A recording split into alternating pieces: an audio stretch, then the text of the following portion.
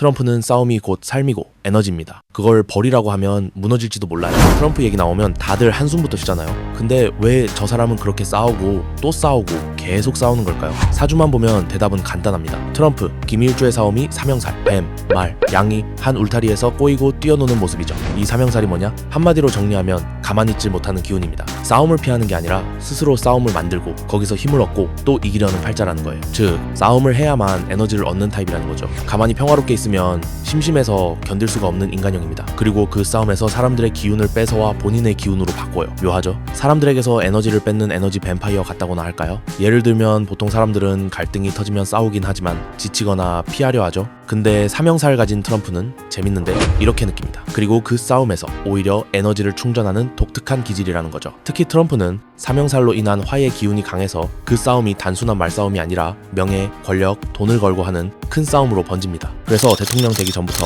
사업, 언론, 연예계, 심지어 가정사까지 늘 스캔들, 소송, 적, 경쟁자가 끊이질 않았던 겁니다. 이쯤 되면 싸움이 취미라고 해도 될 듯하죠? 일반인들이 보면 스트레스 많이 받을 법한 저 지점이 트럼프에게는 그냥 활력으로 다가온다는 거죠. 그럼 이런 사람한테 필요한 건 뭘까요? 사실 삼형살은 없앨 수는 없어요. 다만 싸움의 방향을 바꿔야 합니다. 첫째, 바깥 싸움을 안으로 돌려라. 세상과 싸우지 말고 자기 안에서 싸워야 합니다. 참을성, 절제력, 인내심을 길러야 하죠. 말은 쉽죠. 실천이 문제입니다. 둘째, 적을 만들지 말고 동료를 만들어라. 삼형살은 협력 에너지로도 전환할 수 있습니다. 강한 적수 대신 강한 파트너를 만들라는 얘기죠. 같은 지점을 바라보는 딱 트럼프, 본인 같은 강한 성격의 사람이 필요하다는 거죠. 셋째, 불을 물로 다스려라. 덜 말하고 덜 공격하고 조금은 내려놓을 줄 알아야 말년이 평안해집니다. 아니, 가끔 휴가도 좀 가시라 이 말이에요. 근데 만약 이걸 지금처럼 그냥 싸우기만 한다면 결국 적은 늘어나고 고립되고 말년에는 명예까지 잃을 위험이 큽니다. 사주상으로 보면 트럼프의 말년운은 적을 줄이지 않으면 고립과 배신이 반복되고 결국 명예 실추와 가족, 지지층 붕괴까지 이어질 위험이 큽니다. 명예운, 금전운 그래프를 그리면 60대 정점, 70대 이후 급격한 하락, 말년은 초라해질 수도 있습니다. 지금이 마지막 기회일지 모릅니다. 트럼프는 싸움이 곧 삶이고